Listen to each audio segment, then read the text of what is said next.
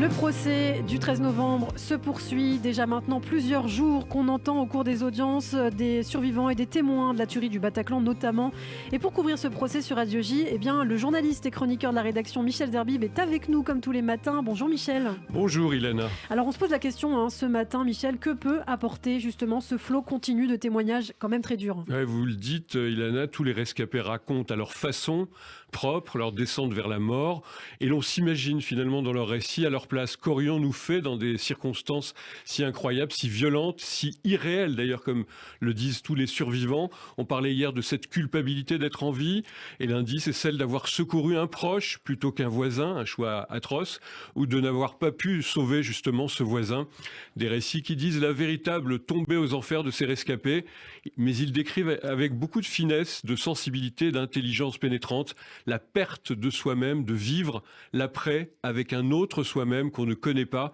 Alors oui, ce défilé de douleurs pourrait paraître de trop ou répétitive, engendrer la lassitude, mais en fait la cour est encore et toujours bouleversée par les paroles de ces miraculés qui disent que ce sont eux qui ont pris la peine de perpétuité. Et encore donc près de 7 heures d'audience hier, Michel, ce lundi 11 octobre, où il a beaucoup été question de perte de soi-même, de descente aux enfers, vous l'avez dit, mais aussi de rédemption. C'est le cas de Maureen. Nous ne citerons pas son nom à sa demande.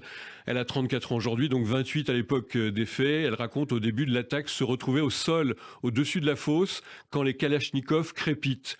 Elle ne comprend plus où elle est. L'un des terroristes lui marche dessus, lui écrase le bras pendant qu'il tire sur les spectateurs du concert en contrebas. La sensation, dit-elle, est comme une empreinte, une oppression. Elle essaye de revivre, mais se rend compte qu'elle était dans le déni. Un matin, son corps et sa tête ont lâché. Elle ne se lève pas, elle craque. Comme son mariage et sa vie professionnelle devient chaotique. C'est comme si on est dans le corps d'une personne qu'on ne connaît pas. On a tous pris perpétuité, alors on va tenter d'aménager notre peine. Jeu de mots, Ouais. finit-elle en s'adressant aux accusés.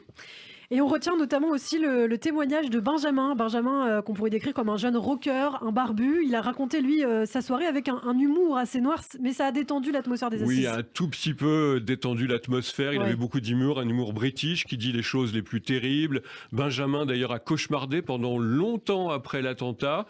Il rêvait qu'il tuait, qu'il massacrait ces terroristes, mais, dit-il, je mourrais toujours à la fin. Il le dit de façon drôle, les gens tombaient comme les blés au vent qui se couchent quand les 3 terroristes ont pénétré dans le Bataclan. Et Benjamin se trouve à 3 mètres de leurs armes. Il s'allonge quand l'un des tueurs, Mostefaï, le djihadiste, vient mitrailler au-dessus de lui. Et là aussi, et lui aussi, Ilana, il va dire que c'est comme une expérience extracorporelle. Je vois mon propre visage avec une expression d'horreur. Il parvient à se cacher dans les toilettes. Sa mère lui envoie un SMS à ce moment-là pour lui dire de faire attention aux fusillades dans Paris. Ah oui. Il répond: oui, maman, ils sont avec moi. Et sa mère lui répond de ne pas plaisanter avec tout quand même. Benjamin va tenter une sortie et Mostefaï monte sur le balcon. Il voit curieusement l'arme baissée du terroriste qui lui lance: t'en fais pas, je ne vais pas te tuer. Mais il tire et sa compagne d'infortune est blessée. Lui veut mourir vite, mais le tueur n'achèvera pas son travail de mort. Miraculeux. Alors Benjamin s'adresse pour finir aux accusés dans le box. Il n'est jamais trop tard pour avoir du courage et demander pardon. Mais le président de la Cour, cette fois, ne donne pas la parole à ces derniers. Les victimes hier attendaient quelque chose de cela. On en reparle demain avec le témoignage notamment de Tom qui a sauvé plusieurs personnes ce jour-là. Et oui, témoignage très important. Et merci Michel de les relayer. Michel Zerbib, qu'on aura le plaisir de retrouver demain matin sur Radio J. Un billet que vous pouvez retrouver bien sûr en podcast sur notre site internet radioj.fr et en vidéo sur notre page YouTube.